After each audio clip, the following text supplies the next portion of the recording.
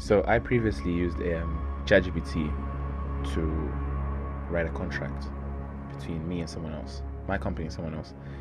And I'm just curious, say for example that contract had to be terminated and maybe we had to go to court. Will I be asked who wrote your contract, or how like is there any problem with me using AI to write a contract? In a blink of an eye, we can get so much information from AI, and also AI can help you draft things, which I would not recommend for people to do.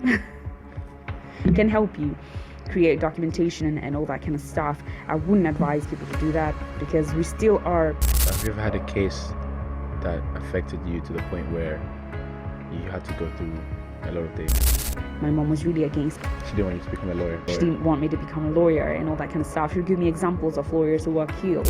Have you ever had an instance or scenario where you went to court, you lost a case, you had to get the client was so mad at you? Has that ever happened?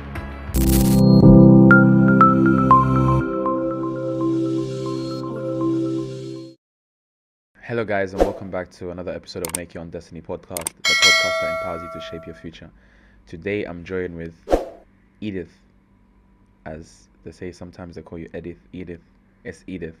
And she joined us today. Thank you very much for joining us, and we appreciate you taking the time to come here.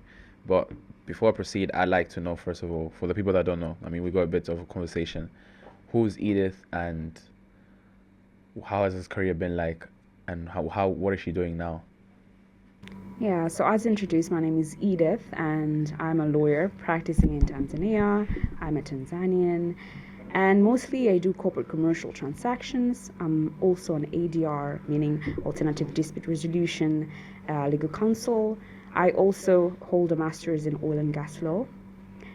And I've been practicing for quite some time here in Tanzania. And in terms of my experience, it's been a nice experience practicing in Tanzania. I think Tanzania is full of opportunities. It's just how you market yourself and how you get yourself to get the deals done and everything.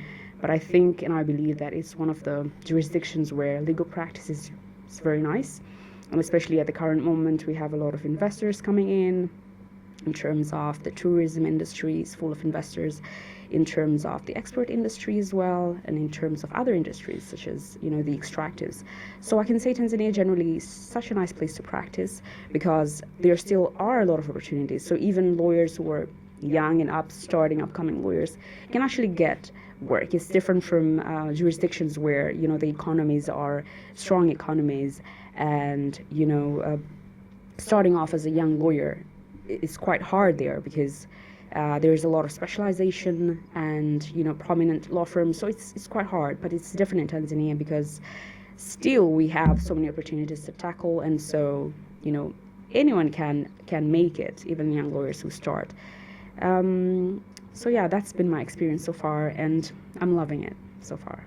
There's something you said while you're talking. You said there's always going to be opportunities depending on how you market yourself. What does that mean? And as someone who's watching who doesn't know how to market themselves, how can they market themselves to get these opportunities to land on their feet? Right. Yeah, so marketing yourself, because we're in the era of technology and social media is very prominent. So we need to utilize these tools. You have to market yourself in social media platforms, for example, LinkedIn, X, Instagram, and the likes. You need to market yourself in terms of your competencies, in terms of the nature of the work that you've been doing, and the nature of the clients that you service, and all that kind of stuff. Of course, you have to have a website so that you can be more formal and official, and in your website present the things that you're doing, your specializations, your areas of service, maybe your clients' testimonials and stuff like that. So these are really important key points to master in terms of marketing yourself, as well as apart from the social media platform in real life, to be able to get yourself out there, to attend events, to network, to meet people, to socialize, to participate in reputable conferences and reputable trainings and stuff like that. Really adds a layer in terms of marketing yourself out there. And I think some of the young lawyers have really been able to use this, apart from, of course, law firms who have the resources to, have very nice websites and the likes. Some young lawyers have been able to utilize social media platforms to actually market themselves and to get themselves out there. And I